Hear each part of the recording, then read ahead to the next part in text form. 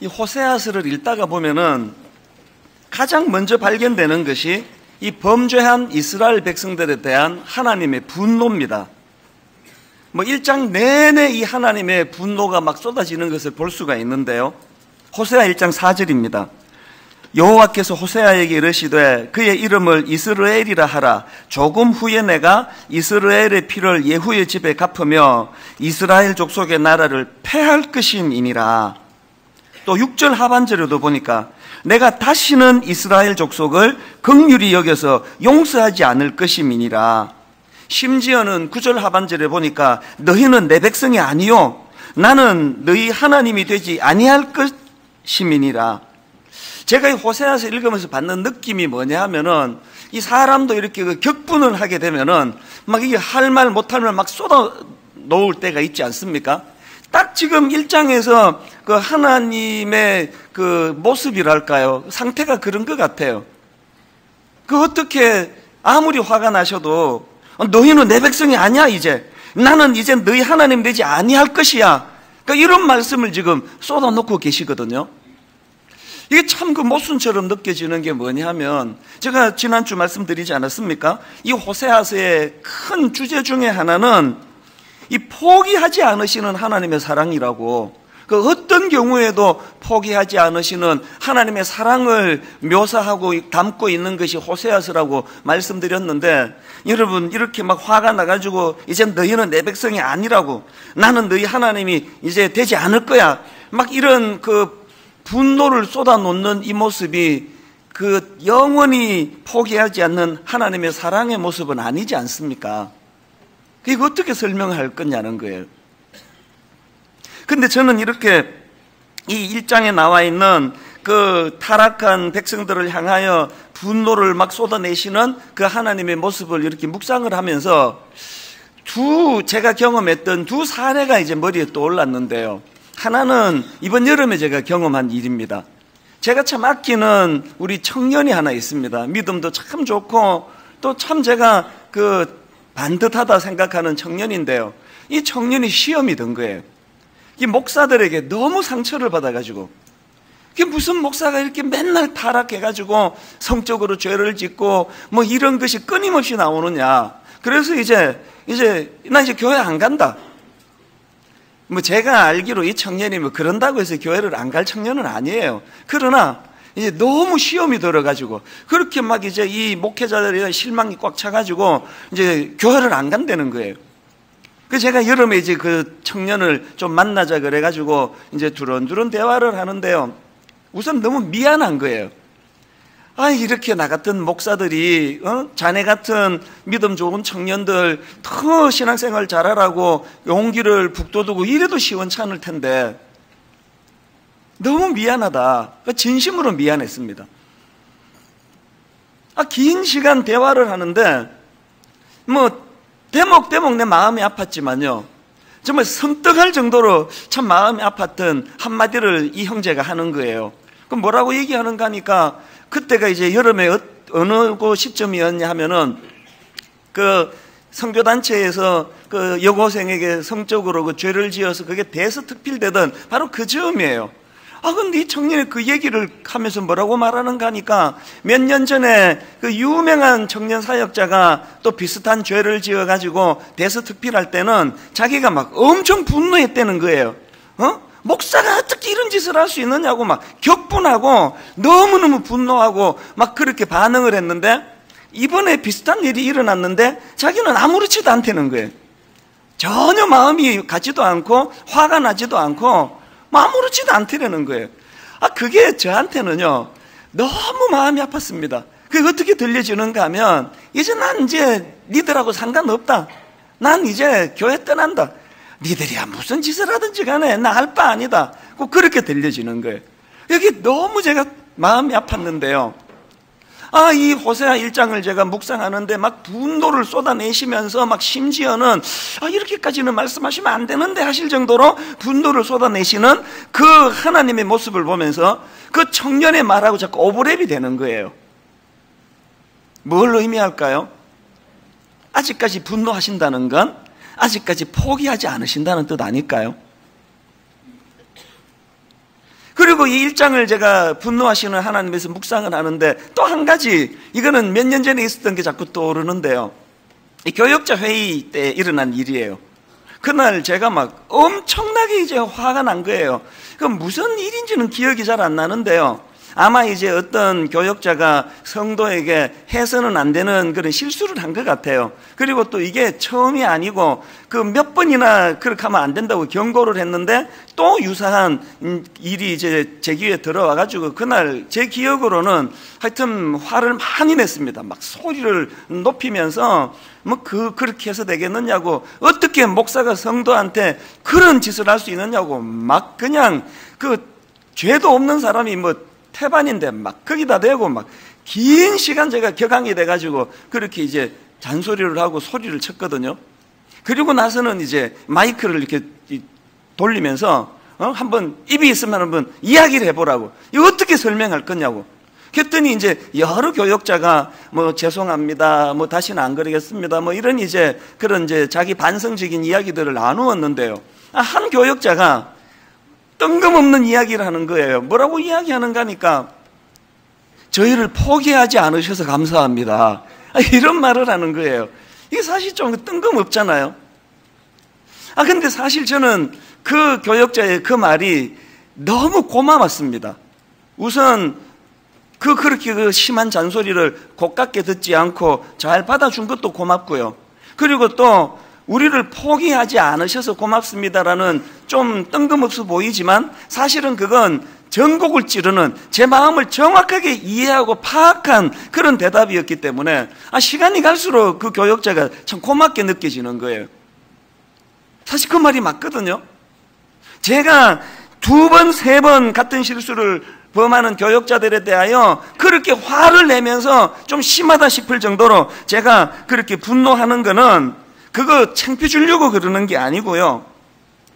그런 일들을 가지고 좀 이 불같이 화를 내는 담임 목사의 그 지적을 마음에 담고 좀 자극을 받아가지고 다시는 이런 실수를 반복하지 않기를 바라는 그 제 마음이 담겨 있거든요. 그걸 그 교역자가 정확하게 그렇게 표현한 거 아닙니까? 근데 이게 시간이 좀 지난 일인데요. 1장에서 분노하시는 하나님의 모습을 보면서 자꾸 그 교역자의 한마디가 자꾸 되뇌어지는 거예요. 우리를 포기하지 않으셔서 고맙습니다. 호세아서 1장에서 진노하시는 하나님이 딱 그런 상황이에요. 제가 이런 관점으로 호세아서를 읽다가 보니까요, 이 호세아서 1장에서 분노하시는 그 하나님의 그 본심이 발견되는 구절이 하나 있는 거예요. 호세아 3장 1절인데요. 자, 현대인의 성경으로 한번 들어보십시오. 여호와께서 나에게 말씀하셨다. 너는 다시 가서 간음한 내 아내를 사랑하라. 이스라엘 백성이 다른 신을 섬기고 우상에게 제물로 드리는 금포도빵을 즐겨도, 니들이 이렇게 엄청난 범죄를 저질러도, 그 다음 보세요. 나 여호와가 여전히 그들을 사랑하는 것처럼. 이 말씀이 제게 너무 와닿는 거예요. 그래서 표면적으로는 하나님이 이렇게까지 심한 말씀을 하셔도 되나? 난 네 하나님 아니야, 이제 니들은 내 백성 아니야, 이렇게 쏟아부으시지만 그 안에 하나님의 사랑이 담겨 있다. 여러분, 이 말씀들은요, 그 사춘기를 길러보신 분은 너무나 공감하는 이야기예요. 호적에서 팥버리겠다고, 이 어디서 이런 놈이 나왔냐고, 나한테 이제 인사도 하지 마, 막 이렇게 퍼붓는 건 그 어머니의 본심이 아니에요. 그렇게 퍼붓는 그 무게만큼 그 아이를 향한 뜨거운 사랑을 갖고 있는 걸 우리 부모들은 다 아는 거 아닙니까? 1장에서 하나님의 진노를 이런 관점으로 우리가 받아야 된다는 겁니다. 그래서 저는 오늘 이 본문에 나오는 이 분노하시는 하나님에 대해서 좀 살펴보려고 하는데요. 한 몇 가지로 제가 정리를 해봤습니다. 자, 본문에서 분노하시는 하나님의 모습은 첫째로요, 이건 포기하지 않으심, 이것의 다른 표현이라는 거예요. 앞에서 말씀을 드리지 않았습니까? 그 청년처럼요, 마음에서 내보내면 무슨 짓을 하든지 화가 안 나요. 제가 이혼 상담을 하면서 깨달은 게 그거예요. 막 처음에 와가지고 막 그 남편에 대해서 울그락불그락 막 눈물 흘리고 막 분노를 쏟아놓고 그 인간한테 내가 얼마나 상처를 받은지 아느냐고 막 팡팡 울면서 막 어떨 때는 막 저한테 막 소리 지르고 막 그러거든요. 그때 그 남편 편 들어주면 큰일 나요. 완전 원수 되는 거예요. 이게 다 이제 들어주는 거예요. 근데 여러분, 그렇게 그냥 한 몇 날 며칠을 막 분노를 쏟아놓고 그랬던 그 부인이요, 갑자기 태도가 확 달라져가지고, 아이고, 이제 화도 안 나요. 생각해보면 그 인간도 그 불쌍한 인간이에요. 다 정리했습니다. 이게 진짜 무서울 때예요. 이혼을 결심할 때가 그렇게 나오더라고요. 화 안 내요. 더 이상 거기에 마음을 담지를 않거든요. 계속 강조하고 있습니다만, 오늘 본문에서 하나님이 분노하시는 것은요, 포기하지 않고 있다는 하나님의 메시지예요. 자, 이런 관점으로 본문을 분석해 보면, 이거 어떻게 그 분노하시는 하나님에 대해 잘못 읽으면은요, 이 꼭 무슨 그 사람으로 치면 그 술 한잔하고 횡설수설하는 것처럼 말씀이 왔다 갔다 하세요. 이랬다 저랬다, 그런 걸 볼 수가 있거든요. 자, 앞에서 읽어드린 구절을 다시 한번 보십시오. 뭐라고 말씀하십니까? 너희는 내 백성이 아니요 나는 너희 하나님이 되지 아니할 것임이라. 이렇게 무서운 선언을 하셨는데요, 그 다음 10절에 보니까 그러나 대반전이에요. 이스라엘 자손의 수가 바닷가에 모래같이 되어서 헤아릴 수도 없고 셀 수도 없을 것이며, 전에 그들에게 이르기를 너희는 내 백성이 아니라 한 그곳에서 그들에게 이르기를 너희는 살아계신 하나님의 아들들이라 할 것이라. 하나님의 본심이 이제 여기 있는 거예요. 호세아 2장 13절도 마찬가지입니다. 그가 기고리와 폐물로 장식하고 그가 사랑하는 자를 따라가서 나를 잊어버리고 향을 살라 바알들을 섬긴 시일대로 내가 그에게 벌을 주리라. 여호와의 말씀이니라. 막 분노가 뚝뚝 묻어나는데요, 바로 그 다음 14절에 대반전의 말씀이 나옵니다. 그러므로 보라, 내가 그를 타일러 거친 들로 데리고 가서 말로 위로하고 거기서 비로소 그의 포도원을 그에게 주고 아골 골짜기로 소망의 문을 삼아주리니. 이 하나님의 분노하심이요, 막 횡설수설하는 것 같은데, 그 횡설수설하는 것 같은 그 말씀 안에 하나님이 분노하셔서 던지는 말씀 그 다음에 이게 내 본심이 아니다는 그 말씀을 꼭 덧붙여서 하나님이 하고 계시는 거예요. 저는 이 하나님의 본심이 읽혀지니까요, 그런 본심을 이해하면서 호세아서를 읽으니까 하나님의 분노하심이 너무 은혜가 되는 거예요. 아직도 포기하지 않으시는 거구나. 오늘 여기 좀 옆길로 나가고 잘못된 삶을 살고 그래서 그 하나님의 징계를 받으시는 분이 좀 계세요. 그분들을 위해 기도할 때마다 저도 마음이 아파요. 이렇게 치이고 저렇게 그 매를 맞는 이런 아픈 과정을 거치는 분들이 계시거든요. 근데 저는 오늘 이 본문에 그 분노하시는 하나님의 본심을 보면서 그 옛날에 우리 어른들이 그 종종 불렀던 그 찬송가 하나가 이렇게 계속 머릿속에 맴드는 거예요. 여러분, 찬송가 527장 다 아실 거예요. 어서 돌아오, 어서 돌아만 오, 지은 죄가 아무리 무겁고 크기로 주 어찌 못 담당하고 못 받으시리요. 이런 그 회개하고 돌아오기를 촉구하는 찬양인데, 제 마음을 저미게 하는 가사는 3절에 있습니다. 가사가 이렇습니다. 어서 돌아오, 어서 돌아만 오, 채찍 맞아 아파도 주님의 손으로 때리시고 어루만져 위로해 주시는 우리 주의 넓은 품으로 어서 돌아오, 어서. 저는 이 찬양이 마음속으로 되뇌이면서요, 오늘 여러분 지금 하나님 앞에 그 분노의 그런 그 징계를 받고 계시는 분 계세요? 많이 힘드실 거예요.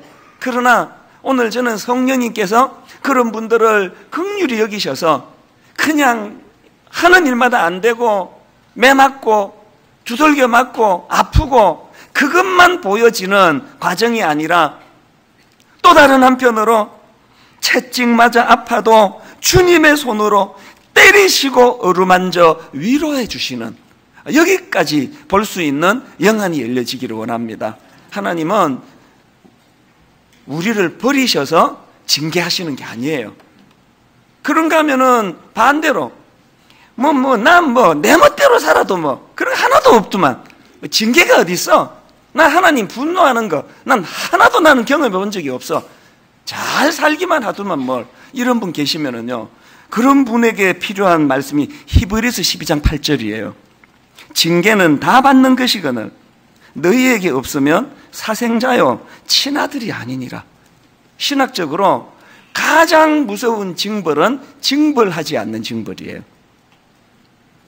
저는 오늘 이 분노하시는 하나님의 말씀이, 그래서 이것 때문에 아프고 이것 때문에 상하고 이것 때문에 눈물 골짜기를 걸어간다 할지라도 여러분 겪고 있는 그 하나님의 분노하심, 이것은 여러분을 포기하지 않으시는 하나님의 또 다른 사랑의 표현임을 자각하는 그런 저와 여러분 되시기를 바랍니다. 그런가 하면은 두 번째로 본문에서 발견되는 하나님의 분노를 통해 얻을 수 있는 게 뭐냐? 여러분, 하나님의 사랑은요, 적당히 타협하는 그런 사랑이 아니에요. 하나님의 분노하심은 타협하지 않는 사랑임을 보여주시는 거예요. 우리가 오해하기 쉬운 게 뭡니까? 그 포기하지 않는 하나님의 사랑을 이걸 악용을 하는 사람이 있습니다. 악용까지는 아니더라도 오해하는 사람이 있어요. 결국은 하나님은 용서하게 될 텐데 난 내 멋대로 살아도 난 괜찮다고 생각해.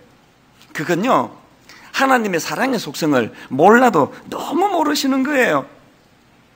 하나님은 타락한 이스라엘 백성들에 대하여 분노하시는 하나님이에요. 타협하지 않습니다. 불의를 감싸 안고 사랑하지 않습니다. 그 문제를 해결하지 않고는 넘어가지 않는 분이세요. 그래서 우리가 이런 말씀 앞에 점검해야 될 게 뭐냐? 내가 지금 무디어져서 내 이 상태가 지금 사실은 영안을 열고 보면 엄청난 하나님의 진노를 자아내는 상태는 아닐까, 두려운 마음으로 점검하셔야 돼요. 한국 교회가 왜 이렇게 됐습니까? 목회자들이 왜 이런 수치의 자리에 빠졌습니까? 이거 점검 안 해서 그런 거 아닙니까? 사람에게 들키기 전에 내 이 상태가 사람에게는 비록 들키지 않았지만 하나님의 분노를 자아내게 만드는 상태는 아닐까 두려워하며 하나님 앞에 나갔더라면 이런 수치는 피할 수 있었을 거 아니겠습니까?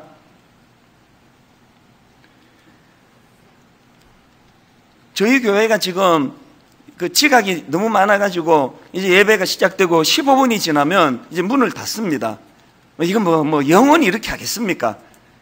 한시적으로 하는 거 아니겠습니까? 그리고 또 저한테 들려지는 이야기가 어떤 분이 화를 많이 내고 가셨다고 문은 안 열어주시는 것 때문에, 그러면 마음이 아파요. 그분이 진심으로 이렇게 하는 걸 이해하기를 바랄 뿐이에요. 그런데 최근에 그 인터넷으로 제 설교를 들으시는 다른 교회 다니시는 분이 이제 그 소식을 설교 시간에 듣고는 저한테 화가 나셨어요. 그래서 저한테 장문의 항의 메일을 보내왔는데요. 이제 요지만 제가 좀 읽어드릴게요. 이제 이런 내용이 있더라고요. 하나님은 우리 아버지입니다. 아버지께서 환갑잔치에 아들이 10분 늦었다고 문을 닫으라 하실까요? 아버지께서 환갑잔치에 아들이 30분 늦었다고 문을 닫으라 하실까요?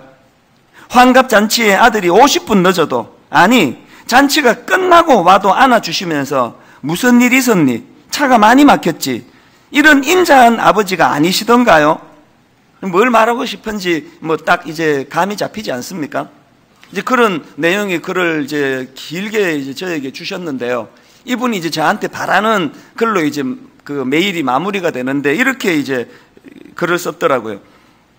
사랑하는 목사님, 저는 분당 우리 교회가 집안에 피치 못할 일이 있어서 30분 늦는 사람도, 날씨가 너무 더워서 반바지 입은 사람도, 전날 피치 못할 사정으로 잠을 못 자서 꾸벅꾸벅 조는 사람도, 원형 탈모가 있어 모자를 쓰고 있는 성도들도 모두가 하나님의 사랑 안에서, 하나님의 따뜻한 품 안에서 기쁨을 누리는 그런 교회가 되었으면 합니다. 근데 이 글을 보니까 이분이 바라는 거, 제가 바라는 거 똑같은 거예요. 하나도 틀리지 않습니다. 지금 여기에 사정을 보니까 상황이 다 양해가 되는 거 아닙니까? 이해가 되는 거 아닙니까? 30분 늦었는데 집안에 피치 못할 일이 있어가지고 그런데도 헐레벌떡 예배 드려야 되겠다 해서 달려오시는 분에 대해서 누가 뭐라 그러겠습니까? 전날에 그 피치 못할 사정으로 잠을 못 자가지고 이렇게 예배 시간에 꾸벅꾸벅 졸고 계시는 그걸 누가 제가 탓하냐고요. 너무 이해되는 거 아닙니까? 그런 분 주무시는데 방해될까봐 조용조용히 설교하고 싶어요. 지금 15분 돼서 문을 닫는 걸 뭐 한시적이지만 이런 특단의 수단을 쓰는 이유는 뭐냐? 이런 사정이 있어서 지각하는 분에 대해서 뭐라 그러는 게 아니에요. 이런 사정이 전혀 없는데 뭐 그냥 교회는 원래 늦게 가도 돼. 그 뭐 하나님이 뭐 늦게 간다고 나한테 뭐 한 번도 뭐라 그런 적 없어. 이런 오해 가운데 무성의하게 드려지게 될까봐 그게 두려운 거예요. 뭐 이번에 뭐 추석에 고향 다녀오느라고 너무 피곤해가지고 잠을 못 주무셨으면 지금 그냥 주무세요. 괜찮습니다. 뭐라 안 그럽니다. 근데 그런 일 없는데 거의 이제 상습적으로 오면은 졸기부터 하시는 이런 분들에 대해서는 뭔가 그냥 이렇게 그냥 넘어가면 안 된다는 생각을 하고 있는 거예요. 그래서 여러분 그 예배 시간 15분이 지나면 문을 닫은 것 때문에 마음에 상처가 있으신 분들은 저를 용서해 주세요. 그러나 여러분 뭐든지 그냥 사랑의 하나님인데 다 용납해 주실 거야. 그냥 다 괜찮을 거야. 이렇게만은 생각하시면 안 됩니다. 하나님은 잘못된 거를 얼렁뚱땅 넘어가시는 분이 아니세요. 호세아 6장 6절을 보면은요, 우리가 믿는 하나님과 다른 여타 신들과의 결정적인 차이를 저는 기록한다고 생각하는데요. 한번 보십시오. 나는 인애를 원하고 제사를 원하지 아니하며 번제보다 하나님을 아는 것을 원하노라. 이건요, 그 당시 이 이스라엘 백성들의 마음이 빼앗겼던 바알 종교하고 우리 하나님과의 결정적인 차이라고 생각해요. 바알 종교의 특징은요, 마음이 담기든 안 담기든 중요하지 않습니다. 바알 종교는 그 행위가 중요한 거예요. 그냥 그 절차를 따라 행위를 하는 게 중요하고, 여호와 하나님은 그 행위도 중요하지만 어떤 마음으로 그것을 하느냐를 중요하게 보신다는 거예요. 하나님이 분노하신다는 건 뭐로 의미합니까? 희노애락을 가지신 분이에요. 인격을 가지신 분이에요. 인격을 가진 사람은요, 근성으로 그냥 행위만 하는 것을 우리는 원치 않아요. 진심으로 나를 대해주기를 원하는 것과 똑같은 하나님의 바라심도 그렇다는 거 아닙니까? 그런가 하면은 세 번째로 이 분노하시는 하나님의 모습을 통해 알 수 있는 게 뭐냐? 이 사람을 인격적으로 대해주시는 하나님을 저는 여기서 발견을 합니다. 참 재밌는 게요, 하나님의 분노의 코드는요, 성경에 나오는 하나님의 분노의 코드는 거의 대부분 이 질투라고 하는 이 코드랑 연결이 돼요. 지금 분노하시는 것도 마찬가지예요. 자, 호세아서 2장 16절을 보십시오. 하나님이 지금 분노하시는데요, 여호와께서 이르시되 그날에 내가 나를 내 남편이라 일컫고 다시는 내 바알이라 일컫지 아니하리라. 17절, 내가 바알들의 이름을 그의 입에서 제거하여 다시는 그의 이름을 기억하여 부르는 일이 없게 하리라. 지금 바알을 향한 하나님의 분노는 질투심이 바탕에 두고 있는 걸 느낄 수 있지 않습니까? 뭐 느끼지 않아도 괜찮아요. 왜? 출애굽기에 보면은요, 대놓고 하나님 그렇게 말씀하세요. 하나님이 출애굽기에 보면은 십계명을 주시면서 왜 이 십계명을 너희들에게 주는지 설명을 하는 대목이 나오는데요. 자, 출애굽기 20장 5절을 보십시오. 그것들에게 절하지 말며 그것들을 섬기지 말라. 왜? 내 하나님 여호와는 질투하는 하나님인즉. 여러분은 이 구절을 어떻게 읽는지 몰라도 저는 이게 너무너무 고마워요. 저는 이 대목이 진짜 고맙습니다. 우리 같은 게 뭐라고? 하나님 앞에 우리 뭐 이 버러지 같은 존재, 아무것도 아닌 우리 같은 게 뭐라고? 우리한테 그 질투를 느낀다는 표현을 쓰시는, 이게 그 신인동형이라 그러나요? 그 인간의 그 감정으로 빗대가지고 지금 하나님 말씀하시는 거 아닙니까? 저는 그 강아지를 키우면서, 내가 강아지 얘기를 안 하려고 애를 많이 쓰기 때문에 지금 거의 지금까지 몇 달 안 했는데요, 오늘은 안 할 수가 없어요.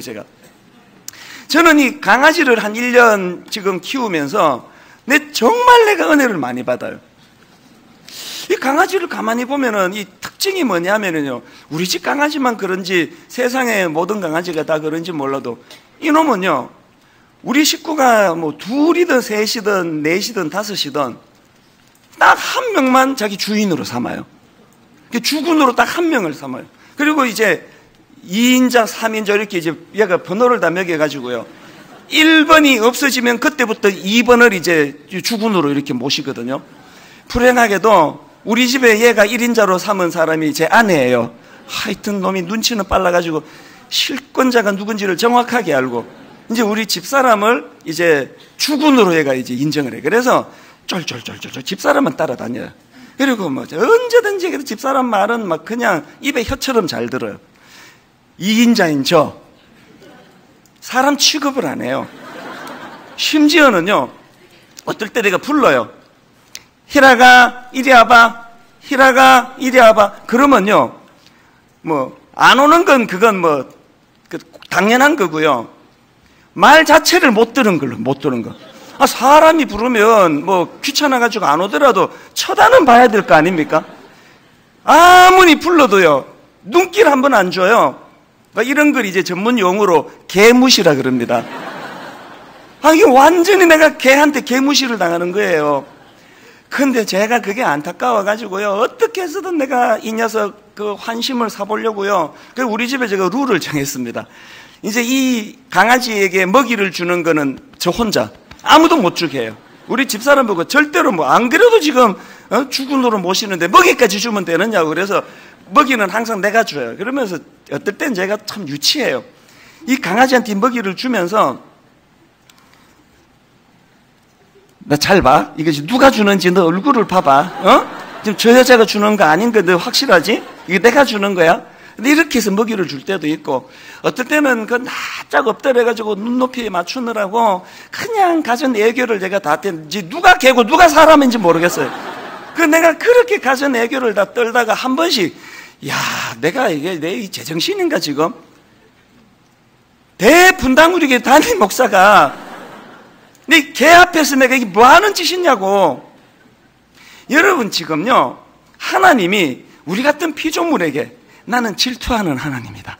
그래서 내가 부탁하는데 네 저 바알신에게 마음이 안 뺏겼으면 좋겠다. 이런 말씀 자체가 어불성설이에요. 어불성설.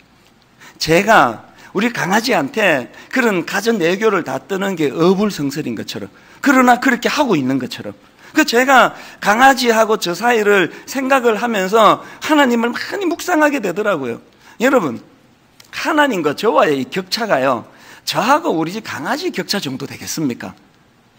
하나님이 오늘 내게 그 질투심을 느끼신다는 거, 하나님이 저에게 분노하신다는 그것 때문에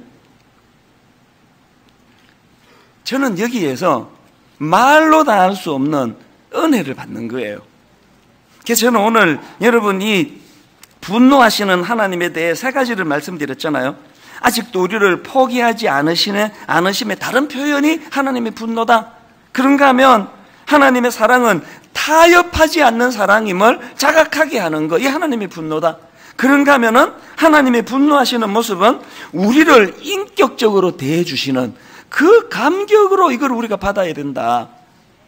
저는 오늘 이 말씀들을 분석하면서 여러분들에게 정말 회복해야 될 두 가지 균형을 간단하게 말씀을 드리고 오늘 말씀을 마무리하려고 하는데, 여러분, 우리가 회복해야 될 첫 번째 균형이 뭘까요?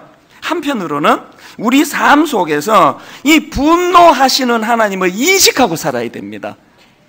제가 이번 추석에 읽은 책 중에서 이 반응하지 않는 연습, 이런 제목의 책을 이제 구입해서 읽었는데요. 사실 제가 이 책을 구입한 건 충동적이에요. 우발적이었습니다.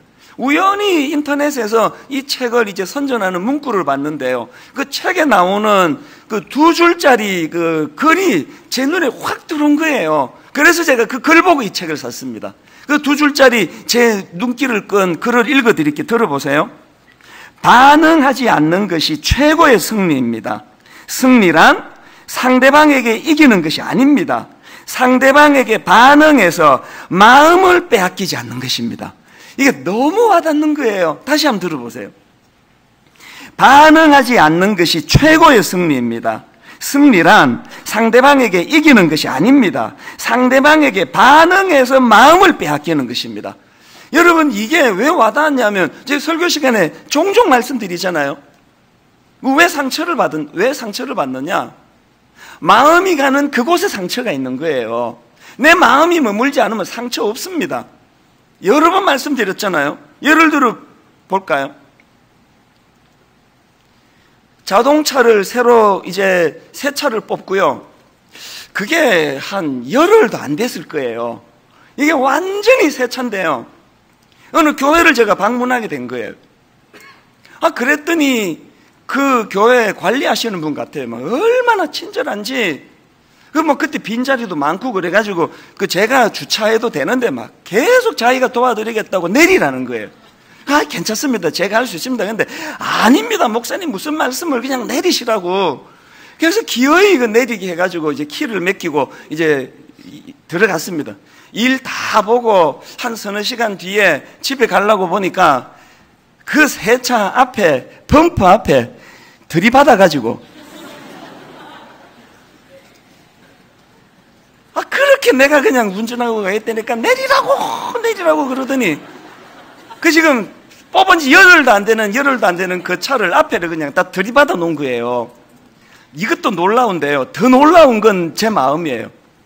아무렇지도 않은 거예요. 아무렇지도. 전혀 상처가 안 되는 거예요. 그거 지금도 그렇게 하고 타고 다니는 거예요. 사람들마다 아이고 그 새 차를 갖다가 어떻게 들이받았냐고 그러는데요. 저는 주장이 뭐냐, 차는 가기만 하면 되지 뭐하러 새 차 큰 차가 있느냐고. 난 진짜 이해가 안 되는 사람들이 새 차 하는 사람들이에요. 곧 비 올 텐데 뭐하러 돈 들여서 새 차 해요. 제 마음이 차 찌그러지든 말든 거기에 담겨져 있지 않으니까 상처가 없는 거예요. 그분에 대한 원망도 전혀 없었습니다. 괜찮습니다. 전혀 괜찮습니다. 문제 없습니다. 그렇게 하고 지금까지 타고 다니는 거예요. 지금도 안 고치고 다니는 거예요. 이 책에서 주장하는 게 그 포인트예요. 왜 이렇게 자꾸 상처를 받느냐? 그 마음이 거기에 머무니까 거기에 반응을 하니까 상처를 받는다는 거예요. 제가 이 책을 읽으면서 세상 깨닫는 게 뭔지 아십니까? 오늘 우리의 치명적인 잘못이 뭐예요?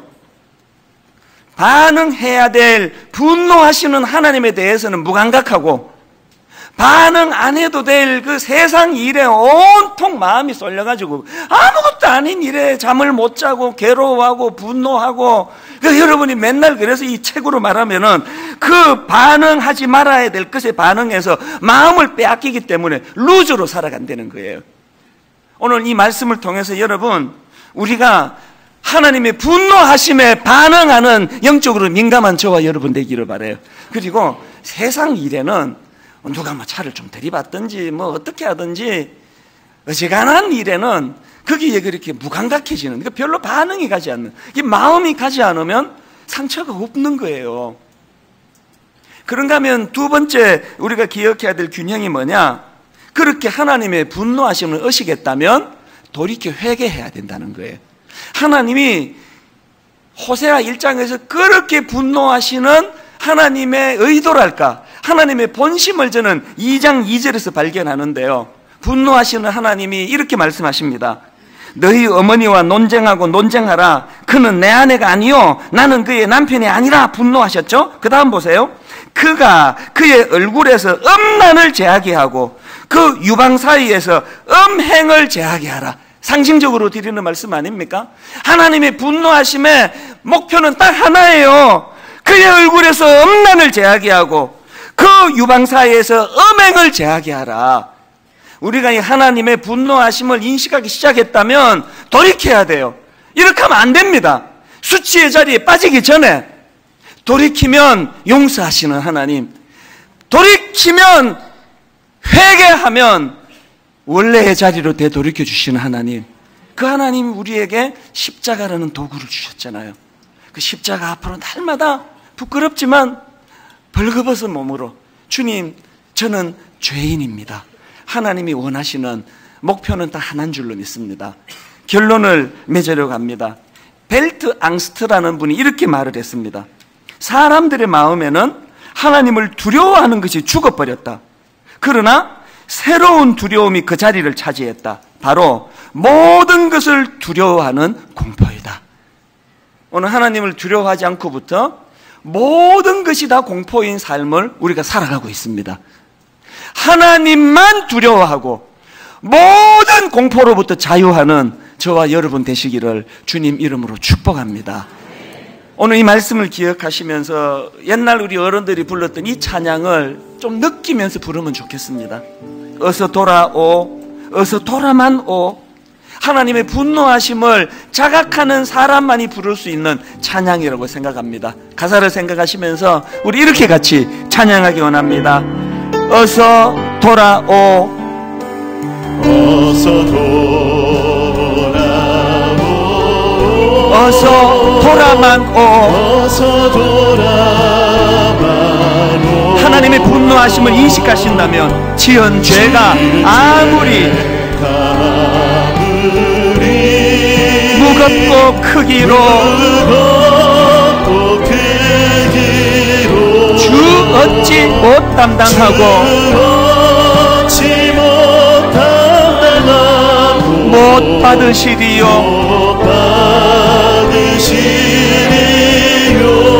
우리 주의 넓은 가슴은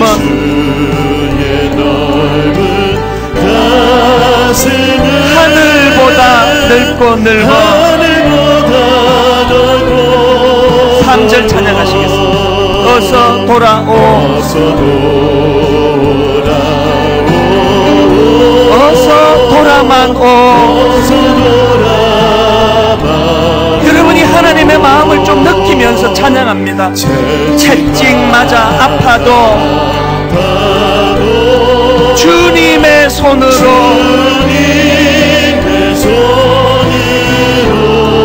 때리시고 어루만져 위로해 주시는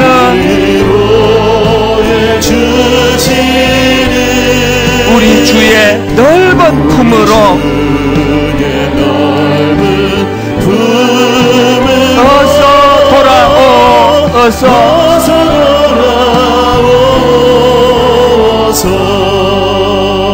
여러분 3절 한 번 더 찬양하기 전에 다시 한번 촉구합니다. 자기를 점검해야 돼요. 나는 분노하시는 하나님을 인식하고 있는가, 의식하고 있는가. 그저 눈에 보이는 사람들만 의식하고 눈에 보이는 사람에게 들키는 것만 수치고, 오늘 여러분 끊임없이 무슨 목사가 사고를 쳤네, 무슨 목사가 사고를 쳤네, 이 모든 원인이 바로 여기 있는 거 아닙니까? 사람에게 들통나기 전에 돌이키셔야 돼요. 그러려면 어떻게 해야 됩니까? 지금 내 이 모습은 엄청난 하나님의 분노를 자아내게 하는 상황이라는 걸 인식할 수 있어야 됩니다. 그런가 하면은 또 한 가지요. 그렇게 분노하심을 인식하고 회개하고 돌이키면 하나님은 용납해 주시는 하나님이라는 거예요. 그래서 오늘 여러분 중에 아프신 분이 계시잖아요. 이렇게 상한 분이 계시잖아요. 그저 채찍 맞아 아픈 것만 보고 계시지 말고요, 그 다음에 채찍 맞아 아파도 주님의 손으로 때리시고 어루만져 위로해 주시는, 이거 저도 많이 겪었던 거 아닙니까? 억장이 무너지는데 말로 다 할 수 없는 절망적인 상황이 내게 엄습해 오는데, 그때마다 주님의 손으로 어루만져 주시는 그 위로하심이 있었기 때문에 이 자리까지 제가 올 수 있게 된 거 아닙니까? 사연은 다르고 사정은 달라도 이 원리는 똑같습니다.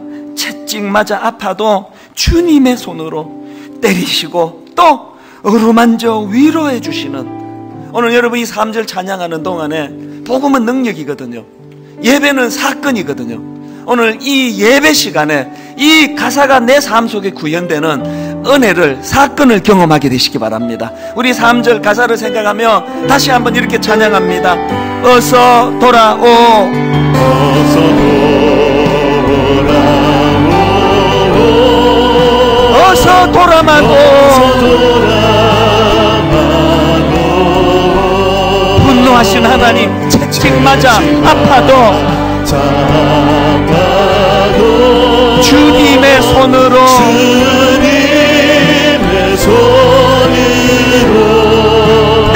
때리시고 어루만져 위로해 주시는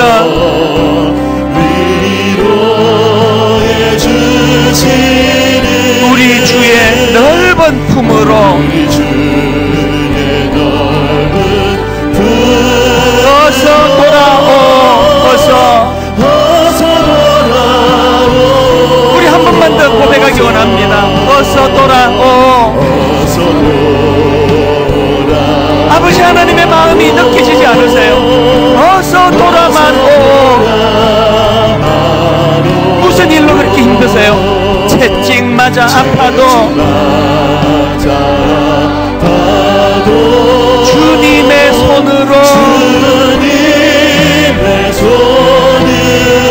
때리시고 어루만져 위로해 주시는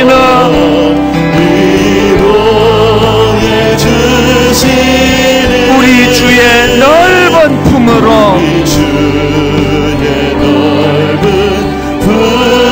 어서 돌아오.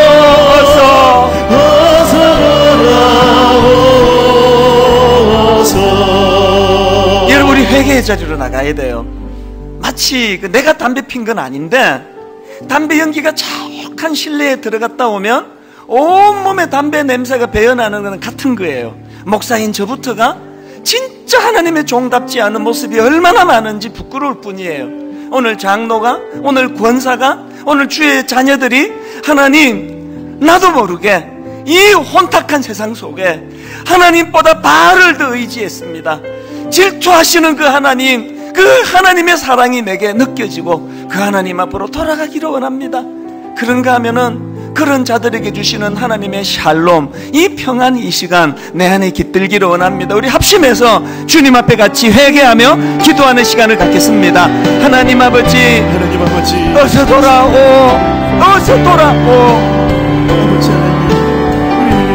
지은 죄가 아무리 무겁고 크기로 주 어찌 못 담당하고 못 받으시리요. 채찍 맞아 아파도 주님의 손으로 때리시고 어루만져 위로해 주시는 그 하나님을 경험하기를 원합니다. 하나님, 분노하시는 하나님, 진노하시는 하나님을 이 시간 바라보면서 오늘 혹시 내 모습이, 오늘 내 영적인 상태가 하나님의 진노를 자아내게 하고 있는 건 아닌지 심각하게 돌아보기 원합니다. 그리고 하나님, 그 두려움을 가지고 하나님 앞으로 돌아가기 원합니다. 회개하기 원합니다. 하나님, 오늘 우리가 이렇게 두려움에 빠져 있는 것, 오늘 우리가 이렇게 하나님 아버지 앞에 두려움을 느끼며 이 땅에서 살아가는 것, 사람들의 마음에는 하나님을 두려워하는 것이 죽어버렸다. 그러나 새로운 두려움이 그 자리를 차지했다. 바로 모든 것을 두려워하는 공포이다. 벨트 앙스 때의 이 말이 어느 나의 상태는 아닌지 돌아보고 점검하기를 원합니다. 하나님, 살려주시옵소서. 아버지, 돌이킬 때 아버지 살려주실 줄로 믿습니다.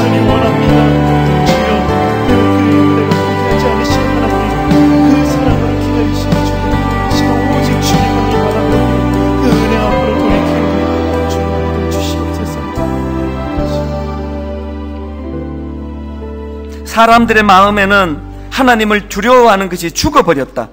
그러나 새로운 두려움이 그 자리를 차지했다. 바로 모든 것을 두려워하는 공포이다. 하나님, 벨트 앙스트라는 사람이 했던 이 말이 오늘 딱 우리들의 모습인 것을 정직하게 고백합니다. 하나님, 우리는 발걸음 하나하나가 다 두렵습니다. 도대체 내가 어떻게 이 땅을 살아갈지 염려와 근심과 두려움에 가득 차 있습니다.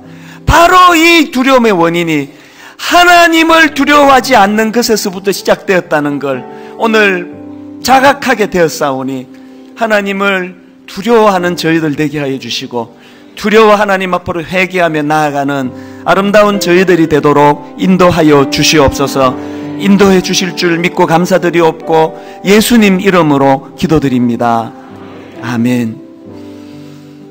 이 시간 우리 다 자리에서 일어나셔서 67번 찬양입니다. 너는 내 아들이라. 오늘날 내가 너를 낳았도다. 너는 내 아들이라. 가사를 생각하시면서 하나님의 마음을 이렇게 노래합니다. 힘들고 지쳐 낭망하고 넘어져 힘들고 지쳐 낭망하고 넘어져 일어날 힘 전혀 없을 때에 조용히 다가와 손잡아 주시며 나에게 말씀하시네. 나에게 실망하며 내 자신 연약해 고통 속에 눈물 흘릴 때에 못자국 난 그 손길 눈물 닦아주시며 나에게 말씀하시네. 뭐라 말씀하시던가요? 너는 내 아들이라. 오늘날 내가 너를 낳았도다. 너는 내 아들이라. 나의 사랑하는 내 아들이라. 언제나 변함없이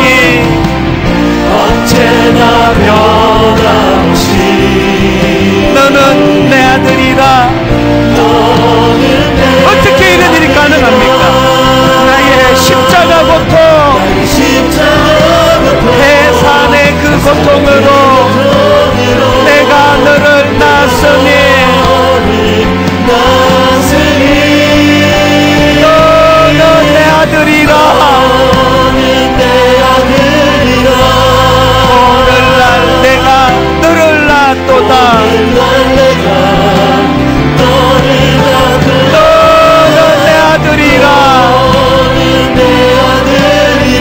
나의 사랑하는 내 아들이라. 나의 사랑하는 내 아들이라. 나의 사랑하는 내 아들이라. 하나님 오늘 이 말씀을 마음에 담고 분노하시기까지 사랑하시는 그 하나님의 사랑을, 끝까지 포기하지 않으시는 하나님의 그 사랑을 오늘 말씀 가운데 자각하고 그렇게 돌이키며 하나님의 사랑의 품 안으로 들어가는 복된 우리 성도님들 또 종이 되게 하여 주시옵소서.